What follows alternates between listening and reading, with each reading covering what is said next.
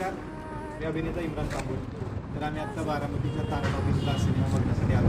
कडीपत्ता नावाचा सिनेमा आहे. तर आम्ही अभिनेते आहेत, काही यात कलाकारच आहेत तसे सगळे, आणि सगळे मित्र आहेत. आम्ही मित्रपरिवार आम्ही सिनेमा बघण्यासाठी आलो आहे आणि खूप मस्त आणि उत्तम सिनेमा झालेला आहे. कथा, स्टोरी, पटकथा, संवाद खूप रिलेट होतात.